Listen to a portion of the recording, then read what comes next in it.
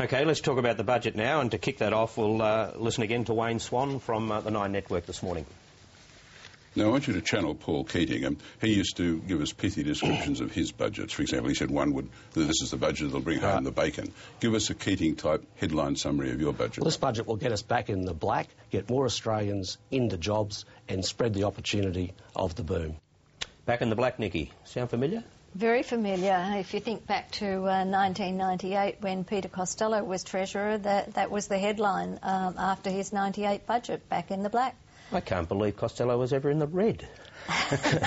Well, it was never his fault that we were in the red. It was always okay. That was John Howard's fault. 2001 they went into deficit to save the government. Well, there are a lot of reasons for that, George, including the Reserve Bank putting up interest rates when they said that they would look through the GST inflation effect, and they didn't. They're still raising them when the economy was going backwards. So there was a lot going on. So what's the test, Brian? How will the government be judged on this budget? Well, I think that in some ways talking about a tough budget is a silly thing, which was what they've been doing. The key to the budget is whether it's got good decisions that actually help improve the productive base of the economy, but also cuts away welfare spending to people who can easily afford to pay for themselves, and then you can still deliver the budget surplus on time, but you're actually using the budget to do something worthwhile for the economy, particularly in the education and skills area, which Julia Gillard keeps talking about. But there, funding for universities is projected to fall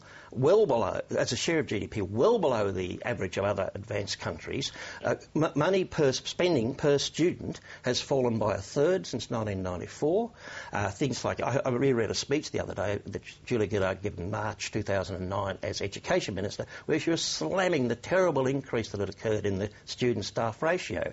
But that will continue to go up because they've got a plan to increase tremendously the number of graduates from Australian universities.